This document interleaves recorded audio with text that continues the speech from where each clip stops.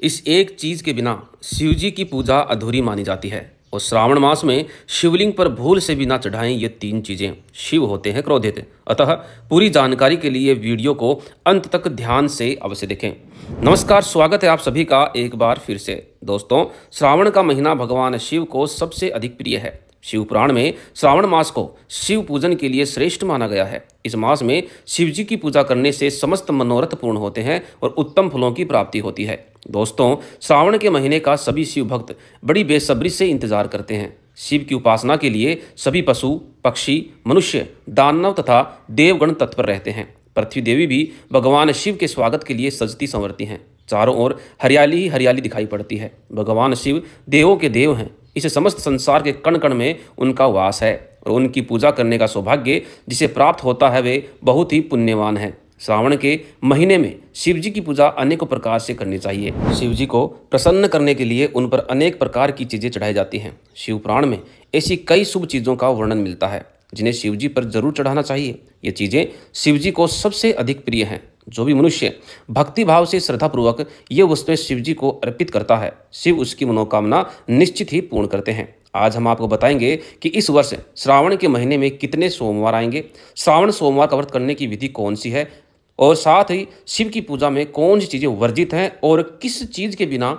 शिव जी की पूजा अधूरी मानी जाती है। शिव पुराण में ऐसी चीज़ों का वर्णन भी मिलता है कि जिन्हें शिव जी पर चढ़ाना पाप माना गया है। इसलिए आप भी श्रावण में शिवलिंग का पूजन करते समय इन महत्वपूर्ण नियमों का पालन अवश्य करें। तो चलिए जान लेते हैं श्रावण के महीने के संबंध में सभी महत्वपूर्ण नियम। दोस्तों, इस वर्ष श्रावण मास की शुरुआत 4 जुलाई मंगलवार के दिन से हुई है। इस वर्ष श्रावण मास में बहुत ही शुभ संयोग का निर्माण हो रहा है। इसीलिए इस वर्ष भक्तों पर शिव जी की अधिक कृपा बरसेगी। इस वर्ष कुल 8 श्रावण सोमवार आ रहे हैं। इसीलिए इस वर्ष का श्रावण मास बहुत खास है। इनमें से 4 सोमवार के व्रत श्रावण मास से जुड़े हैं और 4 श्रावण सोमवार के व्रत अधिक श्रावण मास से जुड़े हैं। श्रावण मास में मलमास या पुरुषोत्तम मास के आने के कारण इस वर्ष सावन में 4 की जगह 8 सोमवार आने वाले हैं।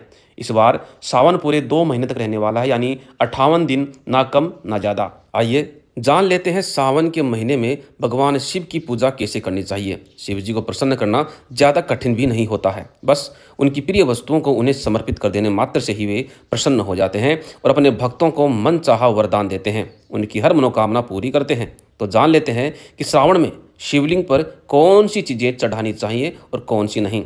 सबसे पहली वस्तु है बेलपत्र। शिव जी की पूजा सामग्री में बेलपत्र का होना अनिवार्य होता है। शिव जी को बेलपत्र अत्यंत प्रिय हैं क्योंकि यह शिव जी के तीनों नेत्रों का प्रतीक होता है। ऐसी मान्यता है कि बेलपत्र के 3 पत्तों के साथ मनुष्य अपने अंदर के सत्व, तम और रज, इन तीनों गुणों को शिव को समर्पित कर देता है और शिव की शरण में आ जाता है। ऐसा करने से शिव जी भी अपने भक्तों से संतुष्ट और प्रसन्न हो जाते हैं। श्रावण मास में तो शिव जी को बेलपत्र अवश्य ही अर्पित करने चाहिए। सावन महीने के हर सोमवार को शिव जी के मूल मंत्र ओम नमः शिवाय का जाप करते हुए शिव जी पर 108 बेलपत्र चढ़ाने से शिव जी की कृपा आप पर जल्दी होती है। याद रखिए कि बेलपत्र आपस में जुड़े हुए 3 पत्ते होने चाहिए और वह कहीं से भी फटा हुआ, कटा हुआ या छिद्र युक्त नहीं होना चाहिए। दूसरी चीज है अक्षत। शिव जी की पूजा सामग्री में अक्षत यानी कि चावल भी अवश्य ही होने चाहिए क्योंकि चावल नहीं होने पर शिव जी की पूजा अधूरी मानी जाती है। इसीलिए शिव जी को चावल अवश्य ही अर्पित करें,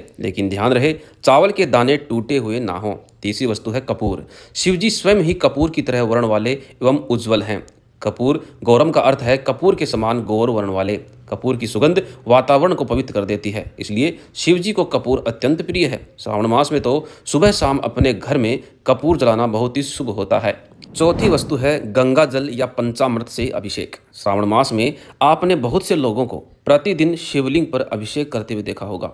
इसके पीछे आध्यात्मिक कारण है। शिवलिंग पर जल चढ़ाने से शिव जी को शीतलता प्राप्त होती है और शिव जी के मस्तिष्क की भीषण अग्नि भी शांत रहती है। इसीलिए शिव जी को जल अत्यंत प्रिय है। कच्चा दूध, गंगा जल, पंचामृत, घी, तेल, तिल या मात्र शुद्ध जल से भी किया गया अभिषेक शिव जी को अत्यंत प्रसन्न कर देता है। इसीलिए श्रावण मास में आप भी भोलेनाथ को प्रसन्न करने के लिए शिव मंदिर में जाकर या फिर घर में ही शिवलिंग स्थापित करके शिव जी का अभिषेक अवश्य करें। पांचवी वस्तु है दूध। श्रावण मास में भोलेनाथ को गाय का कच्चा दूध अर्पित करने से भी भोलेनाथ बड़े प्रसन्न होते हैं। श्रावण मास में मनुष्य को स्वयं दूध ना पीते हुए भगवान शिव को अर्पित करना चाहिए। इसके पीछे ऐसी मान्यता है कि श्रावण मास में मनुष्य के स्वास्थ्य के लिए दूध हानिकारक होता है। इसीलिए संपूर्ण मानव जाति की रक्षा के लिए जिस नीलकंठ भगवान ने स्वयं विष पान किया था, वहीं नीलकंठ भगवान यानी महादेव इस श्रावण मास में भी अपने भक्तों की सुरक्षा के लिए उनके द्वारा चढ़ाया गया दूध बड़ी ही प्रसन्नता से स्वीकार कर लेते हैं। छठी वस्तु है रुद्राक्ष। कहा जाता है कि रुद्राक्ष शिव जी के नेत्र से गिरी आंसुओं की बूंदें हैं, इसीलिए रुद्राक्ष हमारे लिए भी अत्यंत शुभ होते हैं। श्रावण मास में 108 रुद्राक्ष की माला के साथ शिव जी के मूल मंत्र ओम नमः शिवाय का प्रतिदिन जाप करने से शिव जी जरूर प्रसन्न होते हैं। साथ ही शिव महापुराण और शिव चालीसा का पाठ भी करें। साथ ही पाठ करते समय रुद्राक्ष की माला भी धारण करें। सातवीं वस्तु है चंदन। शिवलिंग पर चंदन का लेप लगाया जाता है और शिव जी के मस्तिष्क पर चंदन का तिलक किया जाता है। चंदन की शीतलता और सुगंध से शिव जी अति प्रसन्न होते हैं। अतः श्रावण मास में शिवलिंग पर चंदन का लेप अवश्य करें। आठवीं वस्तु है धतूरा। शिव जी को धतूरा अत्यंत प्रिय होता है। इसका कारण यह है कि जब शिव जी ने समुद्र मंथन से निकले विष का सेवन किया था तो उसकी दाह से वे व्याकुल हो उठे थे। तब देवताओं द्वारा उन्हें बेल, धतूरा आदि औषधि देकर उनका उपचार किया गया था। तभी से शिव जी को धतूरा बहुत प्रिय है। इसलिए श्रावण मास में शिव जी को धतूरा जरूर चढ़ाना चाहिए। नौवीं वस्तु है भस्म।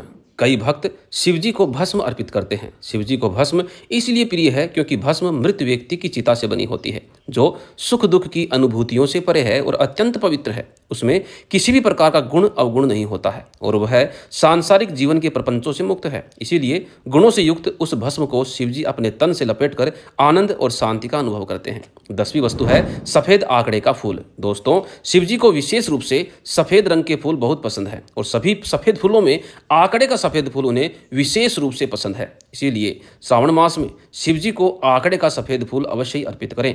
तो दोस्तों, इस प्रकार से आप भी इस श्रावण मास में भगवान शिव पर ये चीजें जरूर अर्पित करें। आइए अब जान लेते हैं कि शिव जी पर कौन कौन सी वस्तु नहीं चढ़ानी चाहिए। सबसे पहली वस्तु है तुलसी पत्र। दोस्तों, वैसे तो तुलसी की पत्तियां हर पूजा में काम आती हैं, लेकिन उनका उपयोग भगवान शिव की पूजा के लिए नहीं करना चाहिए, क्योंकि एक श्राप के कारण भगवान शिव अपनी भक्त तुलसी का मान रखने के लिए उसके पत्र को अपनी पूजा में स्वीकार नहीं करते हैं।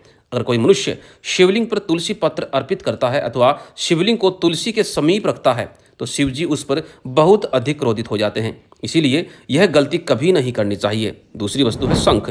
भगवान शिव की पूजा में शंख का उपयोग वर्जित होता है, क्योंकि राक्षस शंखचूड़ के अत्याचारों से देवता परेशान थे। भगवान शंकर ने त्रिशूल से उसका वध किया था, जिसके बाद उसका शरीर भस्म हो गया। शंखचूड़ की भस्म से ही शंख की उत्पत्ति हुई थी।